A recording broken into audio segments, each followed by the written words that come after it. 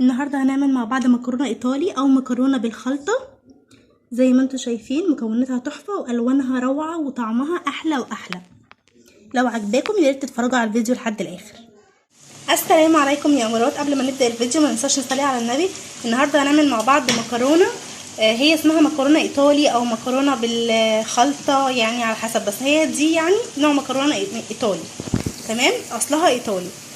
هنعمل مع بعض النهارده المكرونات دي، وهي مكوناتها سهله وبسيطه وطعمها تحفه. هنقول بسم الله وهنبدا. انا جبت حله وحطيت فيها شويه من الزيت. طبعا الزيت بتاعنا هو سخن. جبت بصلايه كبيره حطيتها اهو على الزيت وهبتدي اشوحها.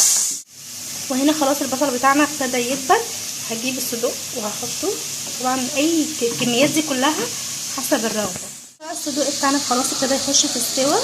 هبتدي احط معلقه من الثوم صغيره. دلوقتي بقى هنا هنبتدي نحط الجزر، 3 حبات من الجزر كبار او اقل زي ما انتوا حابين. وهنا بقى الريحه طلعت تحفه تحفه. هنا بعد ما الجزر بتاعنا دبل، هبتدي انا عندي هنا فلفل اصفر، وانتوا لو عندكم فلفل اخضر اصفر زي ما انتوا عايزين. وهنا ده شويه من الفلفل الحامي اللي بيحب حاجه سبايسي. وهنا عندي حبايتين من الطماطم. كده بقى احنا هنسيبهم على النار شويه صغيرين لما كل ده يدبل خالص. دلوقتي زي ما انتم شايفين الخلطه بصراحه تحفه. هنجيب عليها زيتون، دي بقى البهارات بتاعتنا، فلفل اسمر وملح ومكعب مرقه ماجي. انا مش حابه احط اي بهارات تانية لان طبعا يعني هي كلها خضار، فمش عايزه اغير طعم الخضار ببهارات كتير.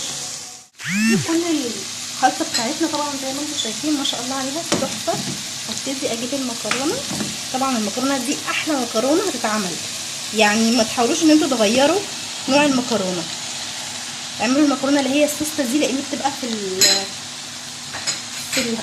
يعني هي دي اصلا المكرونه دي، هي اصل الخلطه دي. تمام، هي اصل المكرونه الايطالي بتاعت الخلطه دي، فهي دي احسن نوع مكرونه للطريقه دي.